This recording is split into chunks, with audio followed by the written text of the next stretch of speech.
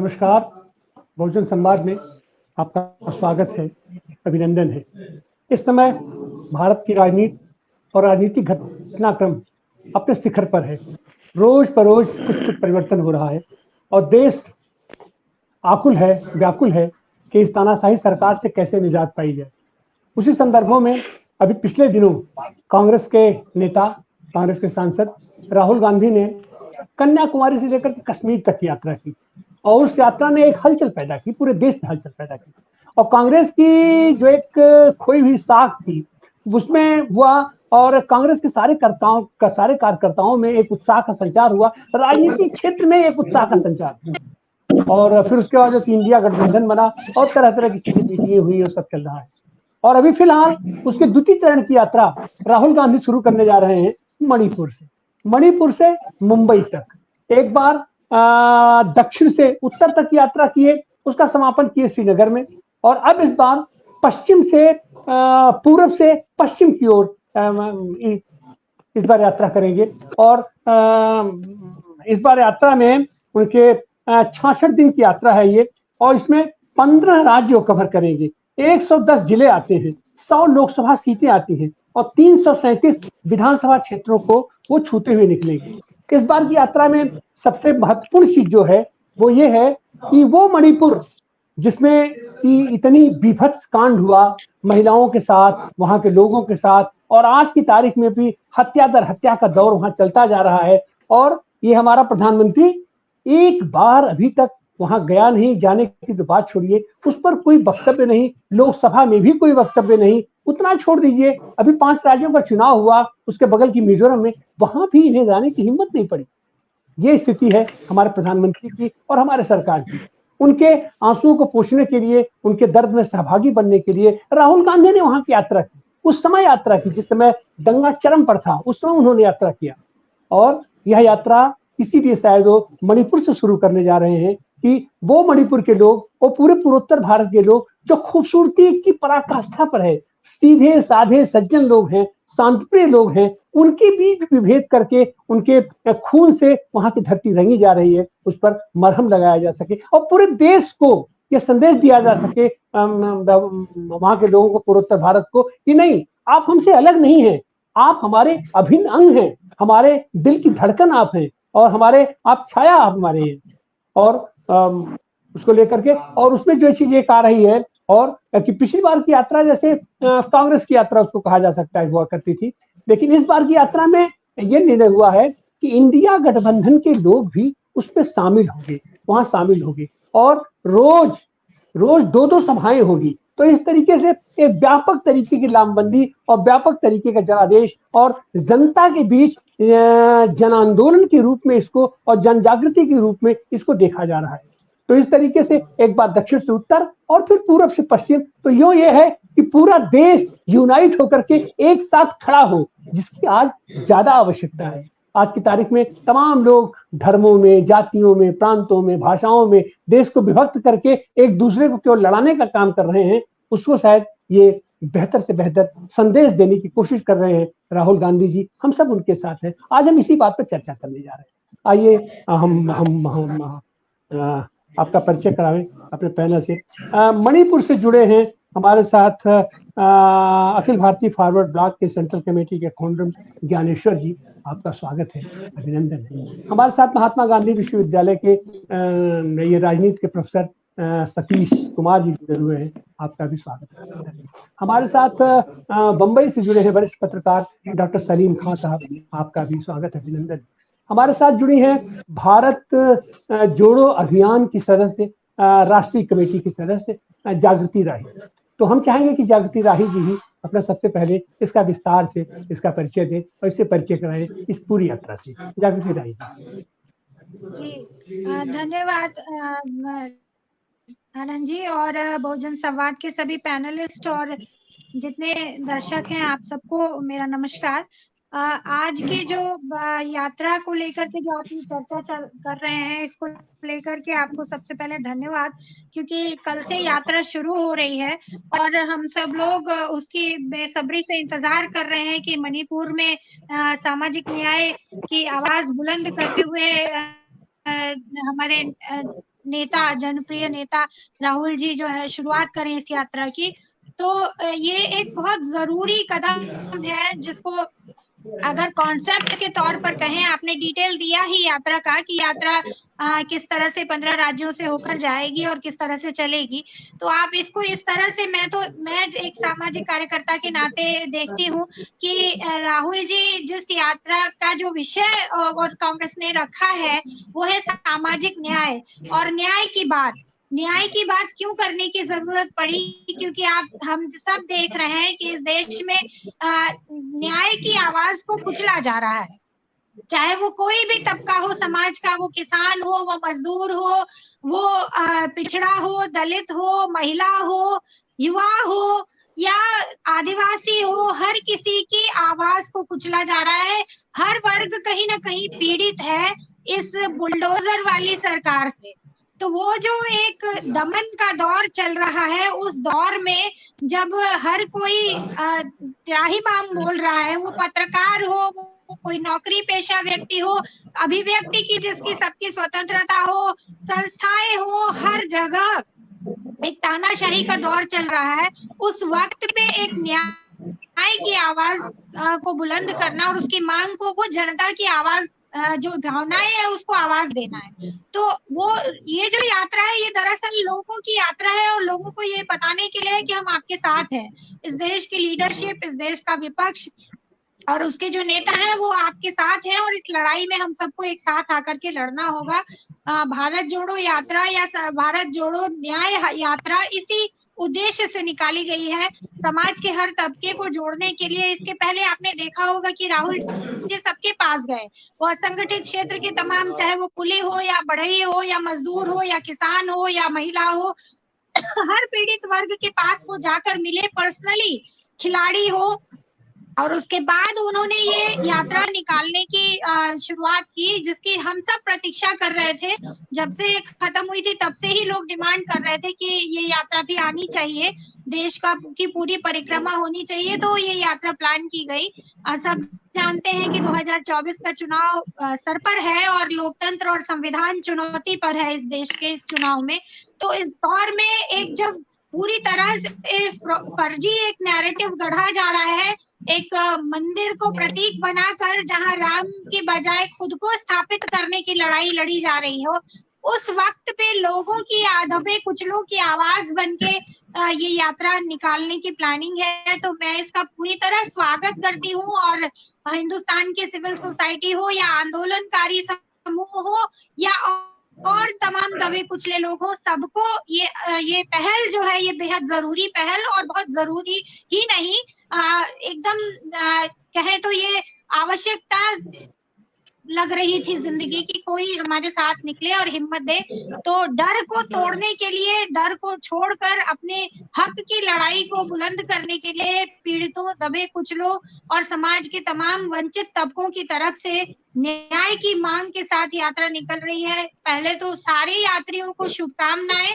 और जानकारी के तौर पर बता दूं, कल हम लोग इसी की तैयारी की बैठक में यहाँ दिल्ली में आई थी, साथ में थे, और यात्रा में सबको निमंत्रण दिया गया है। और राहुल जी खुद आए थे और उन्होंने कहा कि हम चाहते हैं कि सामाजिक आंदोलनों के लोग, सामाजिक कार्यकर्ता लोग सब इस यात्रा में साथ आए। सबको अपील की गई है कि आप अपना मैनिफेस्टो लेकर आए।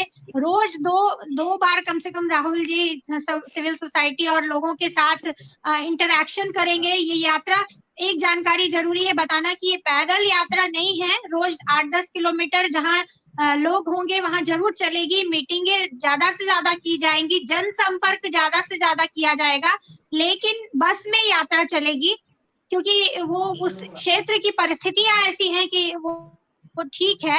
हालांकि वो खुद कहते हैं कि वो पैदल चलना चाहते थे, लेकिन जरूरत है अभी, और फिर जल्दी ही इलेक्शंस भी डिक्लेयर होने हैं, पैदल चलने की इजाजत भी शायद ना मिले बहुत सारे क्षेत्रों में, ये भी दिक्कत है।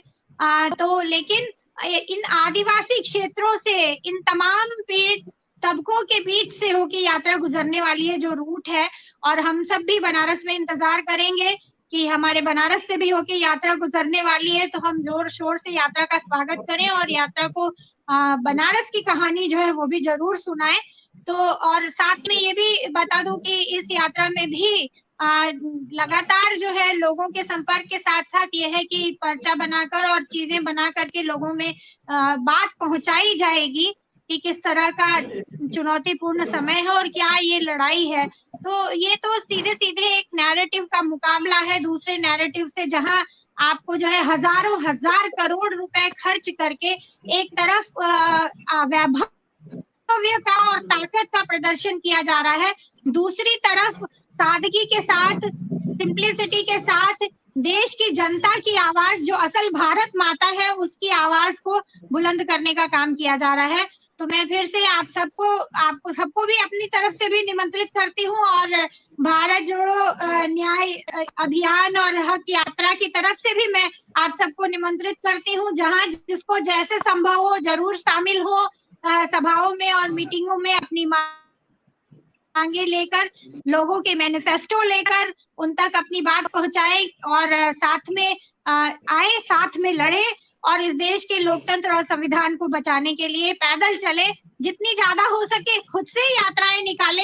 जरूरी नहीं है कि हर कोई उस बस में चढ़े या उस भीड़ में शामिल हो, लेकिन हम सब सामाजिक न्याय के लिए लड़ सकते हैं, योद्धा हैं, और हम सबको यात्राएं निकालनी होगी छोटी छोटी, और ऐसी तमाम जैसे 1500 नदियों से, छोटी नदियों से मिलके गंगा बनती है, वैसे ही इस सामाजिक न्याय यात्रा को हमको गंगा बनाने की और भागीरथ की तरह उनको प्रयास करने की उसके लिए जरूरत है।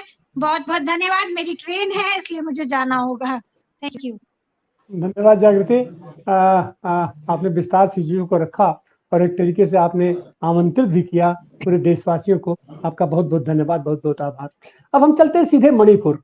यह यात्रा भी मणिपुर से 35 किलो की जो मेन राजधानी है इम्फाल, उससे 35 किलोमीटर और अंदर से, या माने एकदम सीमा से यात्रा शुरू हो रही है, थौबुल से। आज पहली बार मणिपुर के लोग हमारे साथ जुड़ पाएंगे, क्योंकि अब तक मैंने जितनी बार जोड़ने की कोशिश की वहां नेटवर्क नहीं था, नेटवर्क काट दिया गया था। आज हमको लग रहा है कि शायद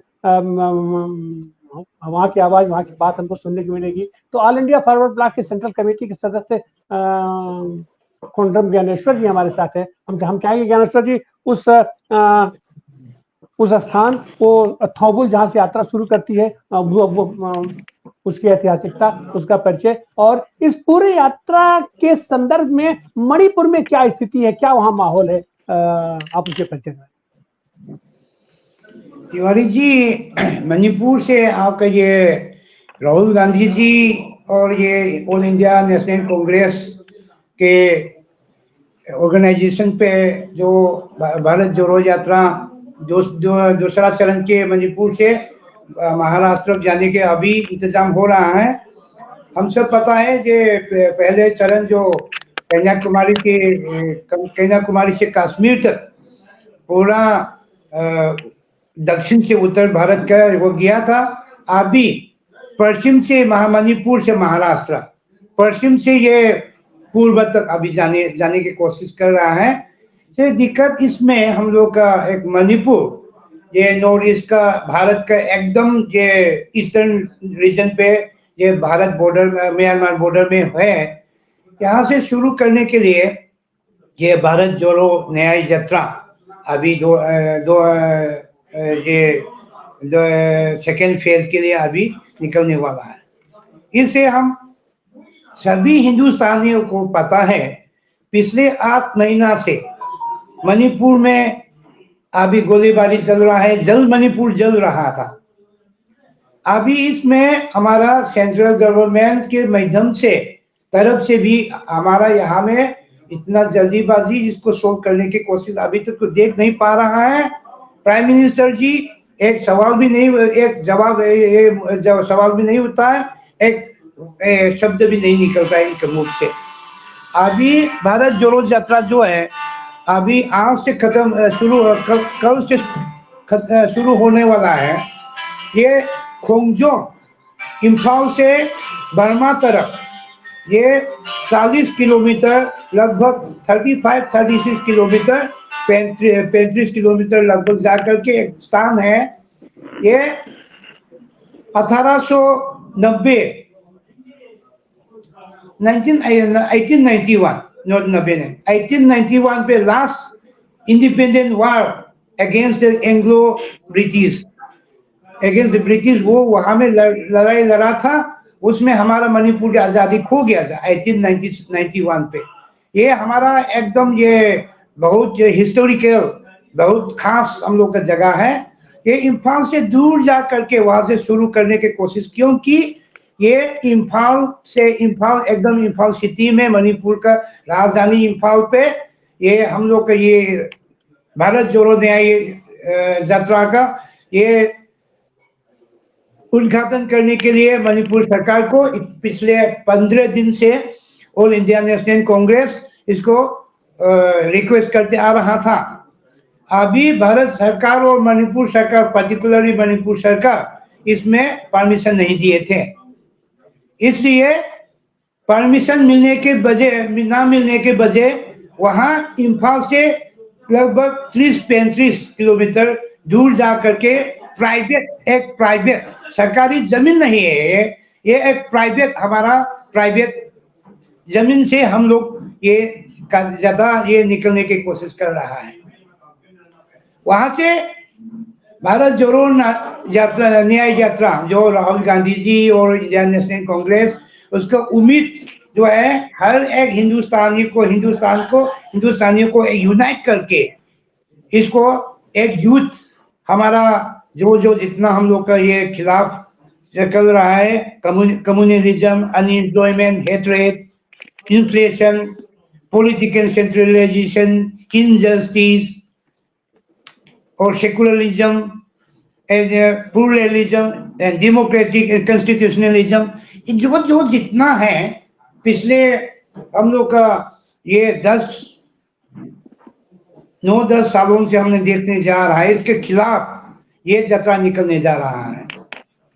ये अभी अफसोस की बात है, ये इम्फाल से सिर्फ 18 किलोमीटर जाने के बाद एक मणिपुर का मेजोरिटी समुदाय का लोग, मैतेई लोग आगे जा नहीं पा रहा होगा, क्योंकि इम्फाल से 18 किलोमीटर जाने के बाद इसको ये ब्लॉक करना है। इसलिए भारत जोड़ो आंदोलन, न्याय आंदोलन, जो राहुल गांधी जी के नेतृत्व में, ये ऑल इंडिया नेशनल कांग्रेस के नेतृत्व में हो जाने वाला है। अभी हम लोग भारत मणिपुर का सभी लोग इसको समर्थन करने की कोशिश कर रहा है। अभी हम लोग ये आपका जो चैनल के माध्यम से भारत का सभी हिंदुस्तानी लोग, ये हम लोग का जनता लोग के पास में, हम लोग का मणिपुर तरफ से एक रिक्वेस्ट, हम लोग के मैसेज देना चाहता हूँ। ये भारत जोड़ो यात्रा ये पहले चरण पे वहाँ कश्मीर से कन्याकुमारी तक गया, अभी दोबारा दूसरा चरण पे मणिपुर से महाराष्ट्र जाने वाला है। ये उम्मीद लेकर के हमारा ये आने वाले दिन को, हिंदुस्तान के ये इतना हम लोग के बीच में नफरत, हम लोग का महंगाई, हम लोग का बेरोजगारी, हम लोग का ये जितना हर जिन जो तकलीफ होता है, इसको खिलाफ हम लोग जा रहा है। इसमें मणिपुर के हिंदुस्तानी दिल्ली से अभी जो कम से कम 3600 किलोमीटर अभी जाने वाला है। ये पहला चरण हम लोग का हिंदुस्तान पे, ये पहला ये यात्रा नहीं था। ये पहले हम लोग को हम जब देखा है 1930 में, अब तो महात्मा गांधी जी दंडी मार्च लेकर के 388 किलोमीटर हुआ दंडी तक किया था, उसमें ये अंग्रेजों के खिलाफ। इसके बाद जो सन 1990 में जो ये एल के अल्बानी जी ये एक रथ यात्रा निकलते थे, ये दिशा इनका अलग अलग दिशा है। फिर भी ये इस बार जो हम लोग के पॉलिटिकल एफिलिएशन, पॉलिटिकलाइजेशन, इसको छोड़ करके अभी आने वाला दिन पे हम लोग के हिंदुस्तान में अभी भी जो एक भारत एक पॉलिटिकल और सोशल जंक्चर में है। हम 1947 पे हम लोग का अंग्रेज हुकूमत से आजाद मिला था, सिर्फ नाम के बिना है। हम लोग आज तक हमारा हिंदुस्तानी एक हिंदुस्तानियों को पॉलिटिकल फ्रीडम, सोशल फ्रीडम और इकोनॉमिक फ्रीडम नहीं मिला था। ये सब मिलने के लिए कांग्रेस, भाजपा, ये जो जिन वो पॉलिटिकल पार्टी जो है, इसको छोड़ करके हम 150 हिंदुस्तानी लोग, ये हमारे ऊपर में इतना डालने वाला बोझ जो है, नफरत, बेरोजगारी, महंगाई, ये सब के साथ ये खिलाफ हम लोग को एक लड़ाई लड़ना चाहिए। ये बाद में हम लोग को वो लोग ये पॉलिटिकल ये रिलाइजेशन बाद में करने दीजिए। हम लोग अभी हमारा ऑल इंडिया फोरम लोग ये इस माध्यम से ये भारत जोड़ो न्याय यात्रा को समर्थन दे रहा हूँ। हमारा ऑल इंडिया फोरम लोग की फाउंडर जो है नेताजी सुभाष चंद्र बोस, इनका अकेला मांग जो है टोटल फ्रीडम, एक हिंदुस्तान कौन सा है जैसा हिंदुस्तान, इसमें एब्सोल्यूट फ्रीडम, ये सोशली, पॉलिटिकली और रिलीजियसली इसको आजाद भारत को बनाने की कोशिश की थी। उसकी उम्मीद लेकर के हमने इसे भारत जोड़ो न्याय यात्रा जो है इसको भी हमने अभी तक समर्थन दे रहा हूँ।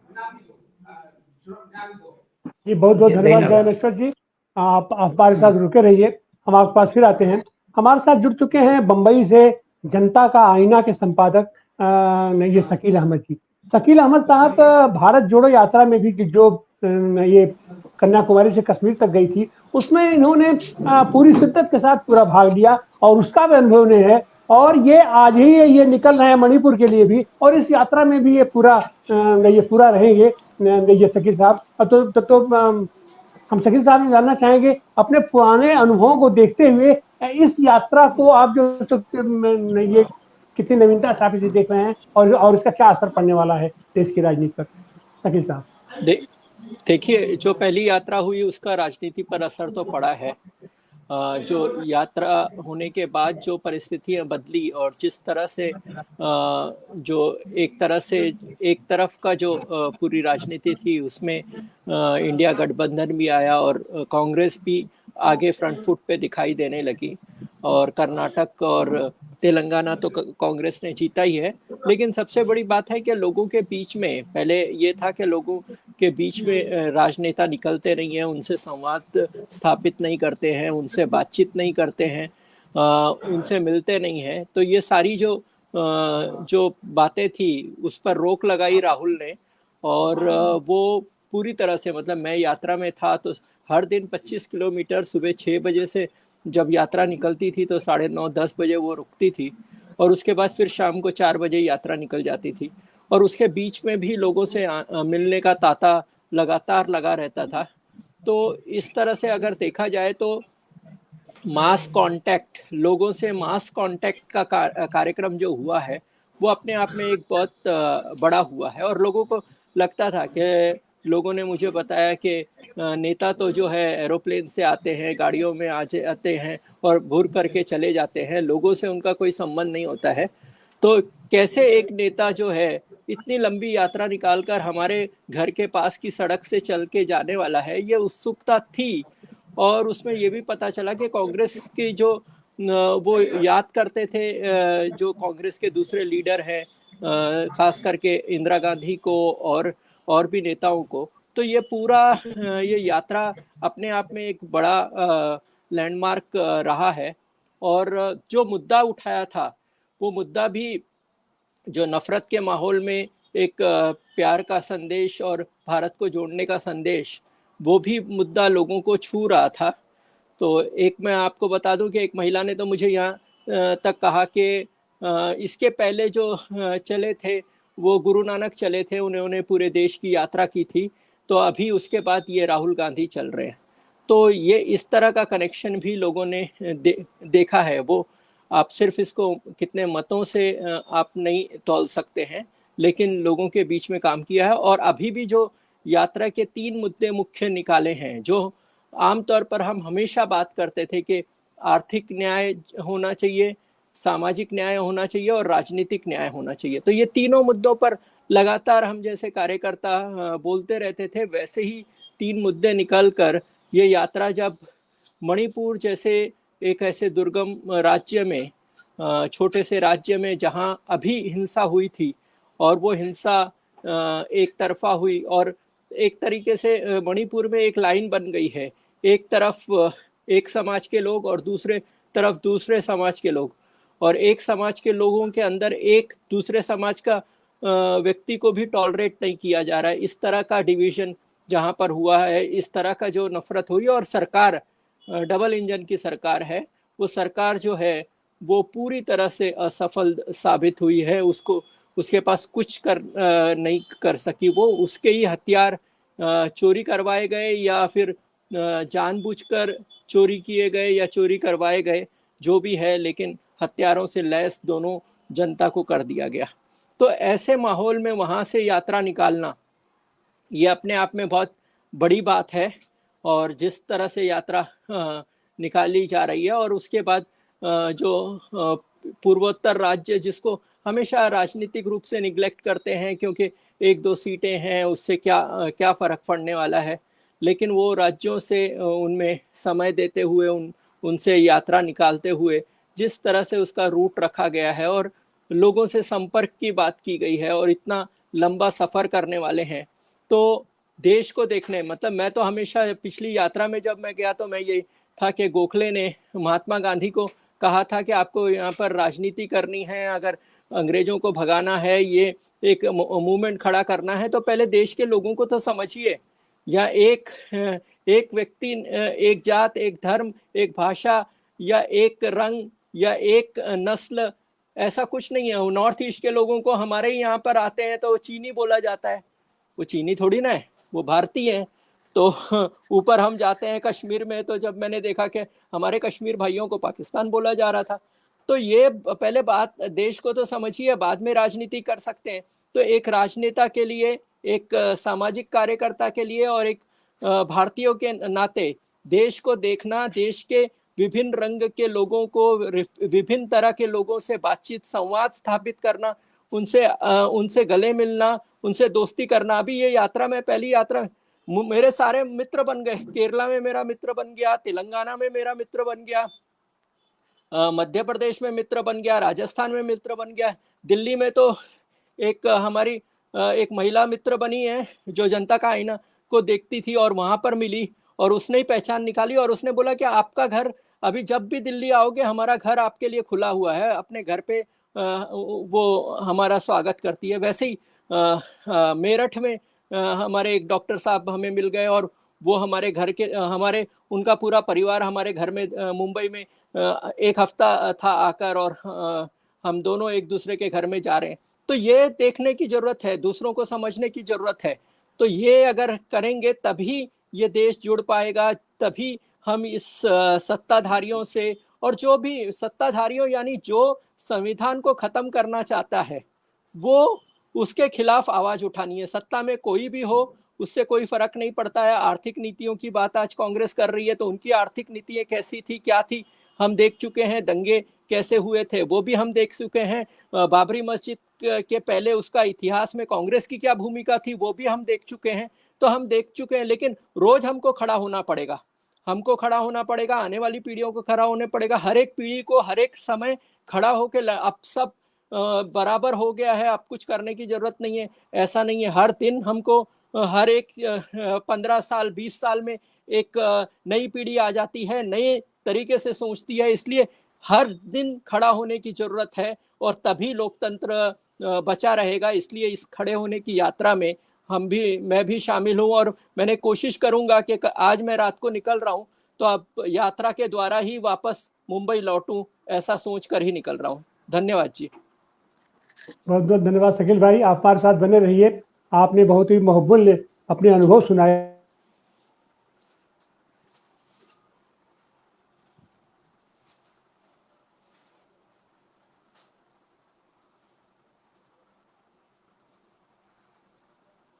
राजनीति विज्ञान के विद्यार्थी के रूप में आप इस पूरी यात्रा को आप कैसे देखते हैं, और हमारा और आपका सांसद इतना बेरहम निर्दयी है कि अपनी ही सरकार, उसकी सरकार है मणिपुर में, उसका मुख्यमंत्री है मणिपुर में, वहां की जनता कह रही थी इस्तीफा इनको दिलाओ, इनको इस्तीफा लो, ये शासन नहीं चला पा रहे हैं, लेकिन उसके बावजूद भी उनको बनाए रखे हैं, इनका आशीर्वाद उनके ऊपर है। तो इस पूरी यात्रा को आप किस तरीके से देखते हैं सतीश जी?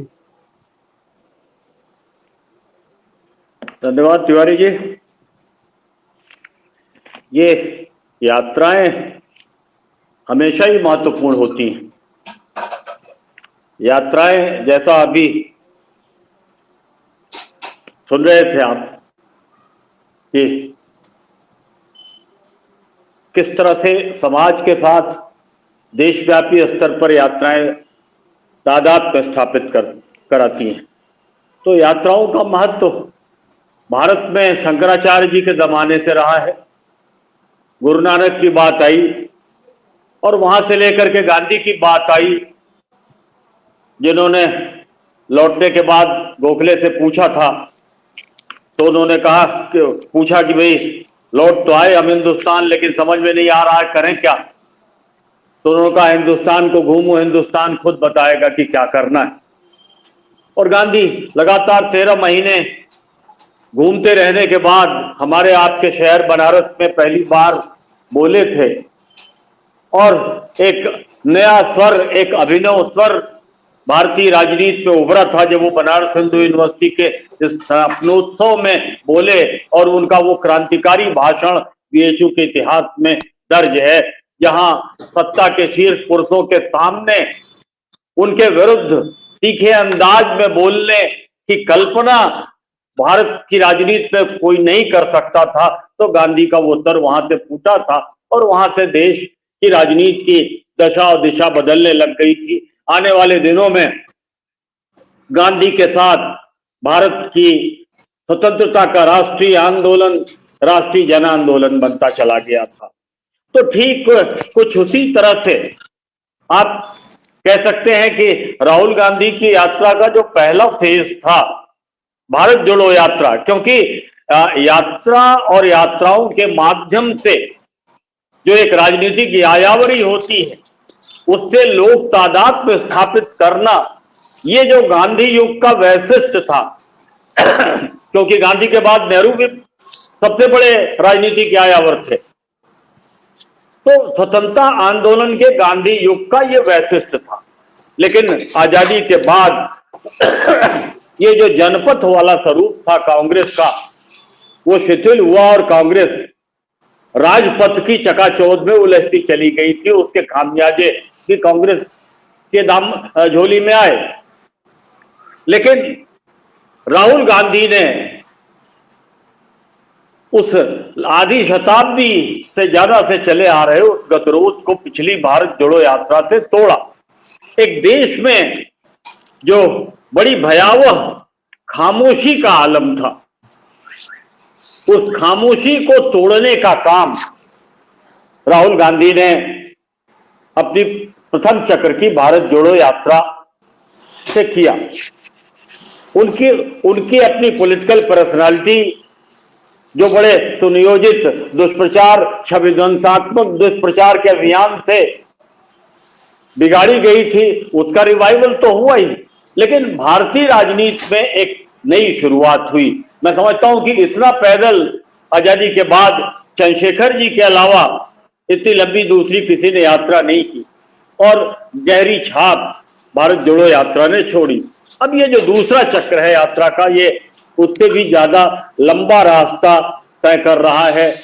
15 राज्य हैं, 110 जिले आपने कहा है, 100 के आसपास लोकसभा सीटें भी हैं, 6713 किलोमीटर का रास्ता है, 66 दिन लगेंगे। तो ये बड़े महत्वपूर्ण समय पर हो रही है। मैं अभी बात कही गई कि उसके प्रथम चक्र की यात्रा के अच्छे परिणाम भारतीय राजनीति में आए, जो खामोशी टूटी और उसके बाद जिस तरह से इंडिया गठबंधन की संभावनाएं आकार लेने लग गई और साकार हुई, वो अपने आप में एक अभिनंदनीय घटनाक्रम रहा है।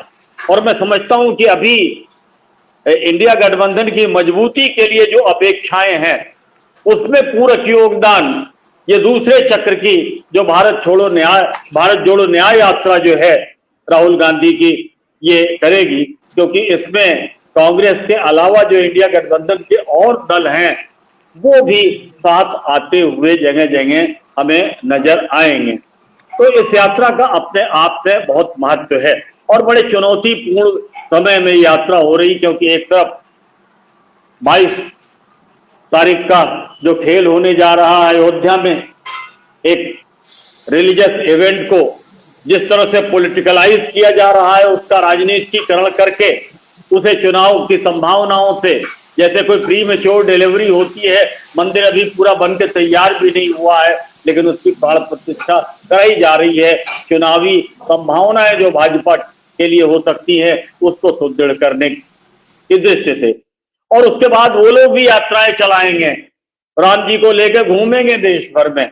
और उस दौर में ये यात्रा जो राहुल गांधी की है वो उस नकारात्मक राजनीति का, उस बांटने वाली राजनीति का निषेध करने की दृष्टि से इसका ऐतिहासिक महत्व स्थापित होगा।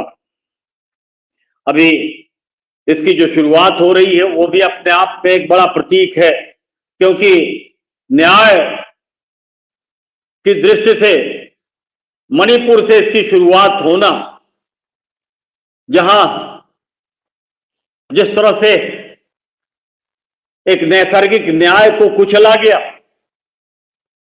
और सुनियोजित तरीके से कुचला गया, लोगों को, दो समुदायों को जिस तरह से लड़ाया गया, तो उसके वहां से इसकी शुरुआत का बहुत बड़ा प्रतीकात्मक महत्व है।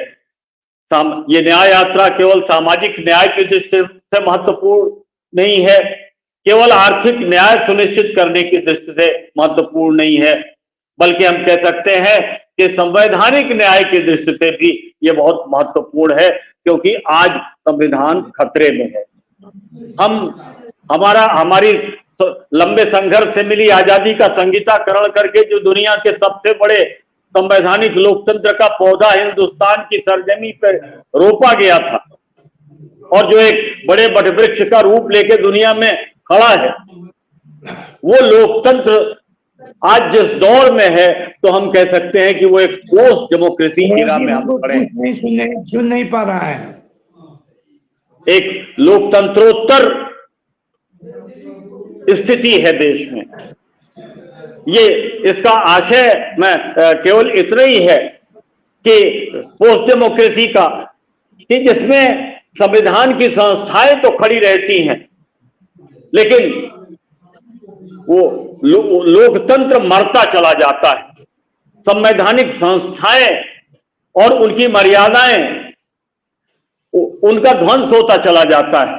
तो आज इस खतरनाक दौर में ये यात्रा लोक जागरण की दृष्टि से अपने आप में एक ऐतिहासिक महत्व की यात्रा साबित होगी, और मैं समझता हूं कि इससे इस तरह की संविधान के साथ खिलवाड़ करने वाली सत्ताधारी दल के विरुद्ध एक विपक्ष की एकता को भी कंसोलिडेट करेगी, एक बेहतर जनमत का भी निर्माण करेगी, और इसका अच्छा प्रभाव आने वाले दिनों में हम समझते हैं कि भारतीय राजनीति में हमको दिखाई देगा, जिसके परिणाम आने वाले दिनों में आर्थिक सामाजिक न्याय और एक न्यायपूर्ण ढंग से संवैधानिक व्यवस्था को और संवैधानिक लोकतंत्र को भविष्य में संचालित करने की संभावनाओं को बल मिलेगा।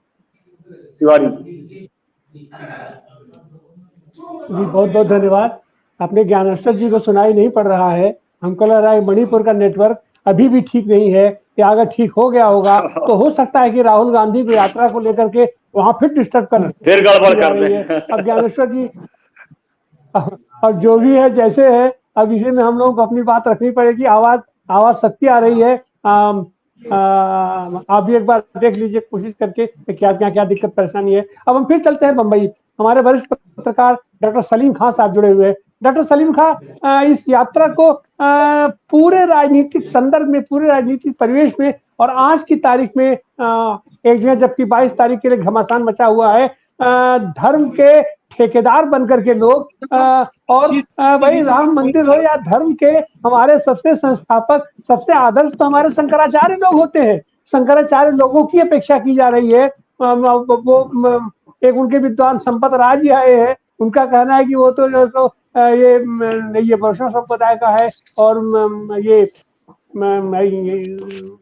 वैष्णव लोगों का है, और उन लोगों को भी वहां धता बताई जा रही है, किसी को न करके। और एकमात्र सारे नियम कानून, सारे जितने भी विधान हैं अपने सनातन धर्म के, सबकी अवहेलना करते हुए आपने सतीश जी ने कहा कि प्री मेच्योर डिलीवरी कराने की कोशिश हो रही है, और वो भी जबरदस्ती डिलीवरी कराने की कोशिश हो रही है। तो इन सारे संदर्भों में इस यात्रा को आप कैसे देखते हैं डॉक्टर सलीम खान साहब? डॉक्टर साहब बहुत शुक्रिया। असल में मैं अपनी बात शुरू करता हूं हमारे जो मणिपुर के साथी हैं खोदाराम ज्ञानेश्वर साहब की बात से। असल में ये मणिपुर की यात्रा पैलेस ग्राउंड इम्फाल से शुरू होने वाली थी, लेकिन बीजेपी जो है वो डरपोक पार्टी है, डराने की कोशिश करती है, लेकिन ये अंदर ही अंदर बहुत डरती है। तो आपने देखा कि इन्होंने 8 महीने से ये लोग ये कह रहे थे कि विपक्ष जो है वो बिला वजह मणिपुर को बदनाम कर रहा है, वहां पर जो है वो स्थिति एकदम सामान्य है। लेकिन जैसे ही मणिपुर में ये यात्रा का ऐलान हुआ, इन्होंने कहना शुरू कर दिया कि साहब यहाँ पर ये यात्रा की वजह से बहुत यात्रा से पहले ये हालात खराब हैं। सवाल ये है कि अगर 8 महीने तक आप हालात को ठीक नहीं कर सकते तो आप सरकार में बैठे हुए क्यों हैं? आपको जो है वो रिजिग्नेशन देके, इस्तीफा देके घर जाना चाहिए। तो जो मुख्यमंत्री आज ये कह रहा है कि हालात सामान्य नहीं है, वो जिस वक्त हालात असामान्य थे उस वक्त उसने इस्तीफा देने की कोशिश ड्रामा किया था, और उसके घर के बाहर हजारों लोग जमा हो गए और उसने कहा कि लोगों के कहने पर मैं जो है वो इस्तीफा नहीं दे रहा हूँ। आज वही वीरेंद्र सिंह ये कह रहा है कि लोग जमा ना हो इसलिए कि हालात खराब हो जाएंगे।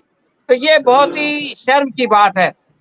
दरअसल एक शायर का, उर्दू शायर का शेर है, मुखालिफत से मेरी शख्सियत संवरती है, मैं दुश्मनों का बहुत एहतराम करता हूँ। तो ये लोग जितना मुखालिफत कर रहे हैं, जितना विरोध कर रहे हैं राजीव गांधी का और इस यात्रा, राहुल गांधी का और इस यात्रा का, इतना उनकी शख्सियत संवर रही है। अगर ये लोग ये कह देते कि साहब यात्रा को आप पैलेस ग्राउंड से शुरू कर दो, तो ये पूरे देश में इशू ही नहीं बनता। सारे समाचार पत्रों ने, सारी जो है वो संचार माध्यम में ये आ गया कि परमिशन नहीं मिल रहा है, और इसलिए परमिशन नहीं मिल रहा है। और इससे ये पता चल गया कि भारतीय जनता पार्टी जो है वो इस यात्रा से घबरा रही है। इस एक घबराने का एक और सबूत ये भी है कि जिसका अभी जिक्र हुआ कि मणिपुर में इतना बड़ा मामला हुआ, प्रधानमंत्री वहां नहीं गए, गृह मंत्री गए, उन्होंने कहा मैं 15 दिन बाद आऊंगा। 8 महीने हो गए, वो 15 दिन पूरे नहीं हुए। और ये इतने डरपोक लोग हैं, आपने इसका जिक्र किया था कि ये लोग मणिपुर तो छोड़िए, बाजू के जो है वो राज्य मिजोरम में भी नहीं गए, जबकि ये मध्य प्रदेश में और राजस्थान में और ये तेलंगाना में, छत्तीसगढ़ में बार बार जाते रहे, लेकिन इनकी हिम्मत नहीं हुई कि मणिपुर या उसके बाजू में मिजोरम जा सके। तो राहुल गांधी तो उस जमाने में भी लोगों के जख्मों पे मरहम रखने के लिए गए थे, और आज फिर उन्होंने ये यात्रा वहां से शुरू करके एक संदेश दिया कि भारत में न्याय की कितनी जरूरत है। देखिए, मणिपुर की हालत का अंदाजा लगाने के लिए मैं आपको एक मिसाल देता हूँ। अभी पिछले महीने सुप्रीम कोर्ट ने एक फैसला किया कि जो लाशें 7 महीने से अस्पतालों में रखी हुई हैं, उनको जो है उनका अंतिम संस्कार किया जाए। 87 लाशें 7 महीने तक अपने अंतिम संस्कार का इंतजार करती रही। ये है इनकी डबल इंजन सरकार। इसके बारे में ये कहते हैं कि हमारे आने से आप डबल इंजन सरकार लाइए, दिल्ली में भी हम बैठे हैं और आपके राज्य में भी बैठे हैं, तो साहब सारे समस्या दूर हो जाएगी। अब ये आसाम जाएंगे तो आसाम के शर्मा जी ने पहले ही ऐलान कर दिया कि हम उसको जो है वो उसमें रुकावट डालेंगे, और ये जितनी रुकावट डालेंगे उतनी इसकी खबर बनेगी, उतनी मशहूर होगी, और वो लोग जो कि जुल्म के खिलाफ, अत्याचार के खिलाफ लड़ने वाले लोग हैं, वो सब जो है वो इस यात्रा के साथ आके मिलेंगे। इस यात्रा का पहले जो प्रोग्राम था उसमें अरुणाचल प्रदेश नहीं था, लेकिन अरुणाचल प्रदेश को अभी 2 दिन पहले, 3 दिन पहले जो है वो शामिल किया गया। इसलिए कि अरुणाचल प्रदेश में चीन ने बहुत ज्यादा जो है वो घुसपैठ की है, लेकिन हमारे प्रधानमंत्री के मुंह से चीन का नाम नहीं निकलता। और वो कहते हैं लद्दाख के बारे में कि ना कोई आया ही नहीं गया, जबकि अभी वहां से वो शैतान सिंह साहब का जो वो था, उनकी जो मूर्ति थी उसको हटाया गया। इस बात का सबूत है कि हमारी जमीन पे वो थी और उसको जो है उस पे उसने कब्जा कर लिया। तो अरुणाचल प्रदेश में इस यात्रा का जाना ये बताता है कि जिस बात से भाजपा डरती है उस बात से जो है विपक्ष नहीं डरता। एक और बात मैं कहना चाहता हूं कि पहले ये हमारे यहाँ जो ये कार्यक्रम हुआ था, इससे मिलते जुलते टॉपिक पे तो लोग कह रहे थे कि ये यात्रा को जो है वो इंडिया अलायंस की यात्रा होना चाहिए था, कांग्रेस की नहीं होना चाहिए। लेकिन अगर आप देखेंगे कि ये जो 66 दिन है, इसमें 33 दिन ये यात्रा उन राज्यों से गुजरेगी जहाँ बीजेपी का डायरेक्ट मुकाबला कांग्रेस से है। जैसे मिसाल के तौर पर आसाम, वहां पर कोई विपक्ष मजबूत नहीं है। उड़ीसा, वहां पर कोई विपक्ष मजबूत नहीं है। और मध्य प्रदेश, वहां पे कोई विपक्ष मजबूत नहीं है। तो ये यात्रा 33 दिन ऐसे राज्यों में गुजारेगी और 33 दिन यानी बिल्कुल आधा ऐसे राज्यों में गुजारेगी जहां पर के विपक्ष मजबूत है, जैसे पश्चिम बंगाल, जैसे झारखंड, जैसे बिहार और जैसे उत्तर प्रदेश। उत्तर प्रदेश के बारे में मैं खास तौर से ये कहना चाहता हूं कि पिछली बार उत्तर प्रदेश में सिर्फ 3 समाजवादी पार्टी के जो है वो लोग जीते थे लोकसभा के लिए, और एक केवल सोनिया गांधी जो है वो कांग्रेस के टिकट पे जीत सकी थी। तो लोग ये समझने लगे थे कि अब उत्तर प्रदेश में विपक्ष का कोई काम नहीं है, और अब जिस तरह का ये हो रहा है मामला अयोध्या का। लेकिन ये यात्रा 11 दिन यहाँ रहेगी और मुझको पूरी उम्मीद है कि समाजवादी पार्टी के सारे लोग, सारे नेता हर जगह पर इसके साथ रहेंगे। ये यात्रा जब भी किसी ऐसे प्रदेश में जाएगी जहां विपक्ष की कोई बड़ी पार्टी है या कोई जो है वो क्षेत्रीय पक्ष है, तो वहां पर ये यात्रा इंडिया अलायंस की बन जाएगी, बिहार में, बंगाल में और महाराष्ट्र में। तो ये यात्रा जो है वो एक कोई मामूली चीज नहीं है और इसको जो है वो बहुत ही संजीदगी से लेना चाहिए, गंभीरता से लेना चाहिए, और भारतीय जनता पार्टी इसको बहुत गंभीरता से ले रही है, इसीलिए वो परेशान है और इसको रोकने की कोशिश कर रही है। आखिरी 2 बातें मैं कहना चाहता हूं कि आज देश में 2 तरह की जो है वो राजनीति चल रही है। एक कमंडल की राजनीति है जो 22 तारीख को जो है वो प्राण प्रतिष्ठा के जरिए से की जा रही है, और उसके मुकाबले एक मंडल की राजनीति है, सामाजिक न्याय की राजनीति है। और ये यात्रा जो है वो सामाजिक न्याय की राजनीति का पैगाम लेकर के सारे देश में जाएगी और ये बताएगी कि किस तरह से लोगों को साथ लेने का ढोंग रचाया गया, लेकिन उनको उनका हिस्सा नहीं दिया गया। यहाँ तक कि जब सेंसस की बात होती है, जनगणना की बात होती है, तो भी ये लोग उसकी मुखालिफत करते हैं। तो ये एक बड़ा पैगाम है कि जो इस यात्रा के जरिए से घर घर, गली गली, मोहल्ले मोहल्ले लोगों तक पहुंचेगा। आखिरी बात यह है कि इस न्याय यात्रा की जरूरत जितनी आज है उतनी पहले कभी नहीं थी। आप देखिए, हमारे यहाँ भी एक प्रोग्राम हुआ था जिसमें हम लोगों ने इस पे डिस्कस किया था कि मोदी जी ने 4 नई जातियां बनाई हैं।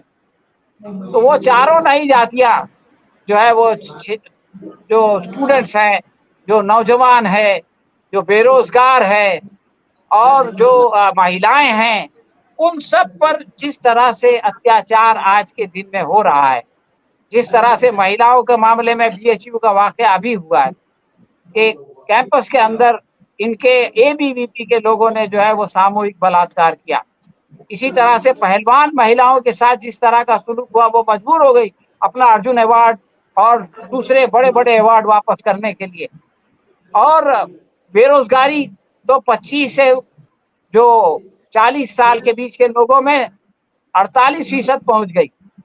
महंगाई के आज ही फिगर आए हैं कि खुदरा मार्केट में जो अनाज वगैरह का भाव है वो जो है 5% से ज्यादा हो गया, बल्कि 6 के करीब है, हालांकि वो 4 से ज्यादा नहीं होना चाहिए। तो समाज के हर क्षेत्र में जो है वो ये हो रहा है और इस अन्याय को, इस अत्याचार को रोकने के लिए इसकी बहुत जरूरत है। और मैं समझता हूं कि देश के सारे न्यायप्रिय लोग इसके साथ होंगे और ये लोग जो अत्याचार कर रहे हैं, जो कि कुछ धनवान लोगों का भला कर रहे हैं और बाकी लोगों का शोषण कर रहे हैं, वो इस यात्रा के साथ मिलकर अभी आने वाले चुनाव में उनको अच्छा सबक सिखाएंगे। शुक्रिया। तो धन्यवाद खलील साहब। अब हम एक बार फिर चलते हैं इम्फाल, मणिपुर, खोदम ज्ञानेश्वर जी के पास। ज्ञानेश्वर जी, इस यात्रा से पूरे पूर्वोत्तर भारत को आप किस तरीके से देखते हैं? इस यात्रा का जो वहाँ नफरत की आग जल रही है, लगातार जल रही है। भारतीय जनता पार्टी की ही सरकार है मणिपुर में, उन्हीं की सरकार थी मिजोरम में। मिजोरम का मुख्यमंत्री खुलेआम इनकार कर दिया कि हम आपके साथ मंच शेयर नहीं करेंगे। तो ऐसी हाल में यह भी तो घटना पहली बार है कि प्रधानमंत्री के साथ मंच शेयर करने से मुख्यमंत्री इनकार कर दे। तो इसका मतलब है कि वहां पर इनके प्रति एक नफरत की आग बहुत भयंकर तरीके से इनका वो पर्दाफाश खुलासा हुआ है। तो इस यात्रा को आप कैसे देखते हैं? पूर्वोत्तर भारत में ये कितना उनके दिल को छू पाएगी, और जो वहाँ घाव लगा है ये उस पर कितना मरहम का काम कर पाएगी? ज्ञानेश्वर जी। तिवारी जी, ज्ञानेश्वर जी, हम आपको एक बात याद दिलाना पड़ता है कि हिंदुस्तान का जो पूर्व जो है, नॉर्थ ईस्ट स्टेट जो 7 स्टेट जो है, इनका कल्चरल, ज्योग्राफिकल और हैबिचुअल एकदम ये मेनलैंड इंडिया से अलग है। इसको दिमाग में ध्यान से रखते हुए ये इंडियन यूनियन जो है, इसका राजनीति और सरकार नीति इसको रखना चाहिए थे। अभी मिजोरम का नया चीफ मिनिस्टर जी खुल्लम खुला बोले हैं कि ये प्राइम मिनिस्टर के साथ ये शेयर नहीं होता है। क्यों ऐसा सवाल आ रहा है? सवाल उठने वाला से हम पूछना नहीं चाहिए, हमको खुद पूछना चाहिए क्यों ये ऐसा सवाल आ रहा है हम पर। क्योंकि ये हिंदुस्तान ऐसे एक जगह है, हिंदुस्तान एक ऐसी जगह है, आप एक गाड़ी पकड़ के जाइए, हर 100 किलोमीटर आपको एक नया पहचान, नया इसका ये भाषा, इसका नया कल्चर, इसका नया इसको सोशल कल्चरल इसको देख पाएगा। इसको इंडिया इतना डाइवर्स होता है, ये इस सब को छोड़ करके हमारा जो दिमाग सोच हमारा मन में आ रहा है, इसको लागू करेगा। इसको सोचने से नहीं चलेगा कि भारत की एकता, भारत की यूनिटी, ये सब आएगा सब जब तक हम लोग ने, जब हमने इसको diversity of the Indian union, if we can to know at our knowledge that what Bharat is that. So ये जनता जो है, ये भाजपा का सरकार आ रहा है। हम ऑल इंडिया फॉरवर्ड ब्लॉक किसी पार्टी का हम लोग का खिलाफ भी नहीं है, प्लस भी नहीं है। हम नेताजी सुभाष चंद्र का भावना जो है, एक मजबूती हिंदुस्तान, एक हम लोग का ये ताकतवर हिंदुस्तान, एक हिंदुस्तान पॉलिटिकली हम लोग का आजादी, राजनीति आजादी, हम लोग का ये समाजवाद आजादी, हम लोग का ये राजनीतिक आजादी, इस माध्यम से लेकर के हम लोग काम कर रहा है।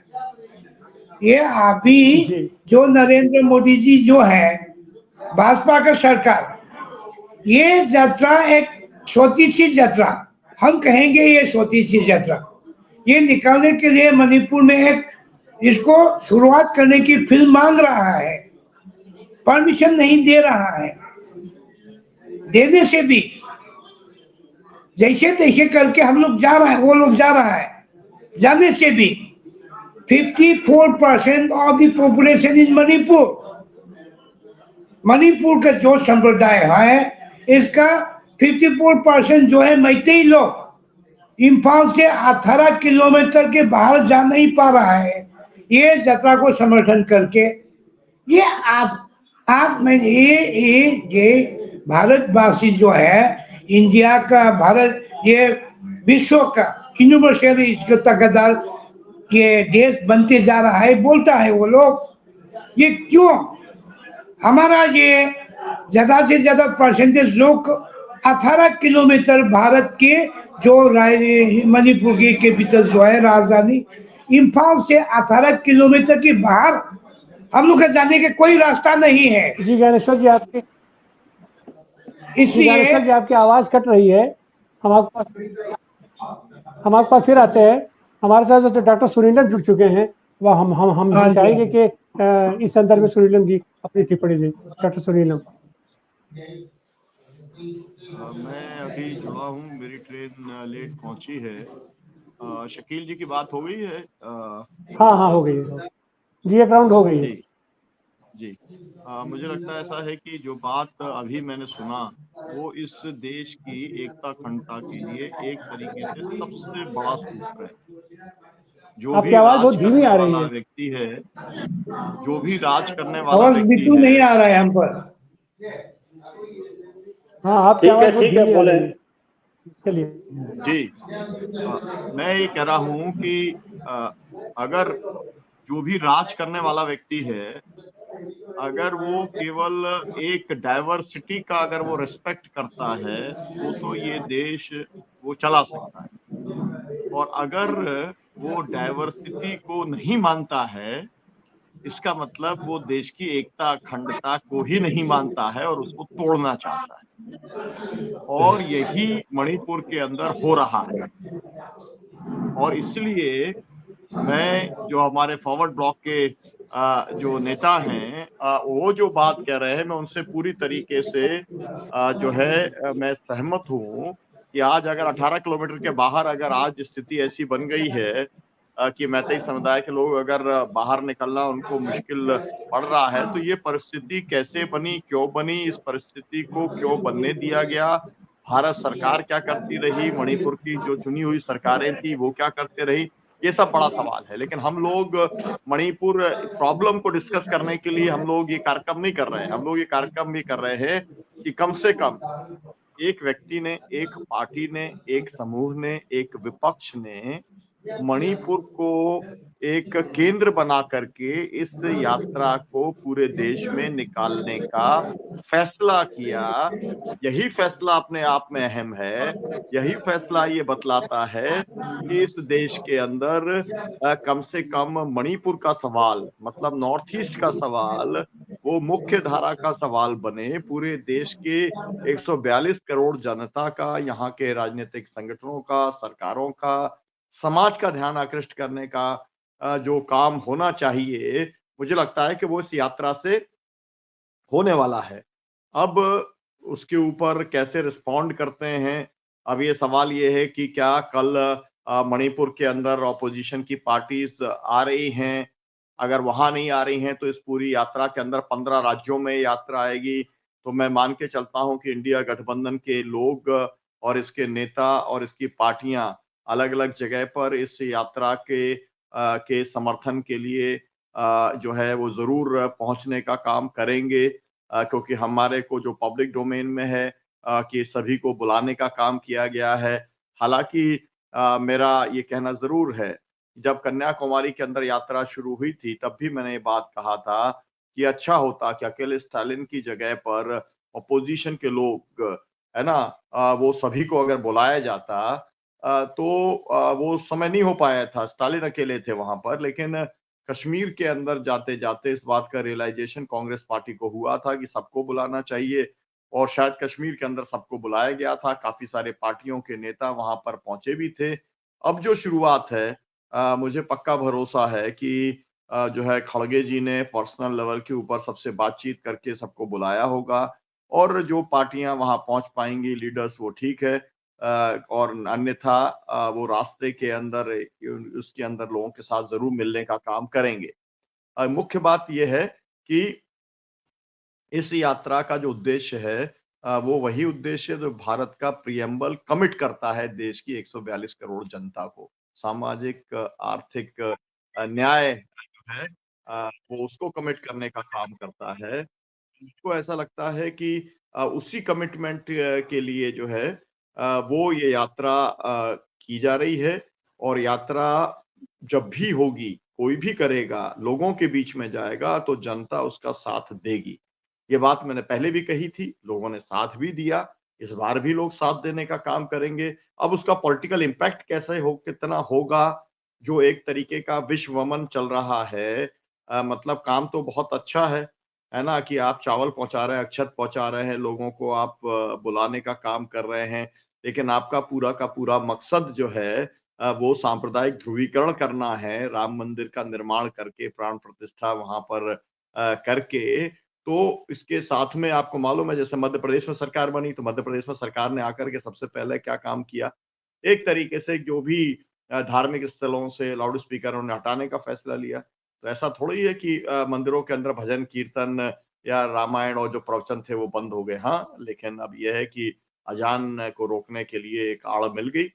अब पूरा का पूरा जो है जैसे मछली और ये छोटा-छोटा जो मांस और ये सब बेचने का काम करते थे, उन सब के ऊपर रोक लगाने का काम किया कि भाई उनके लिए जो है लाइसेंस जो है उनको लेना पड़ेगा, उनको परेशान करने का काम किया। तो जीविकोपार्जन के साधन आप छीनने का काम कर रहे हैं। तो ये ध्रुवीकरण की पूरी पॉलिटिक्स के बीच में न्याय की बात करना, जस्टिस की बात करना, मुझे लगता है कि ये राष्ट्रीय एकता अखंडता के लिए बहुत ज्यादा जरूरी है।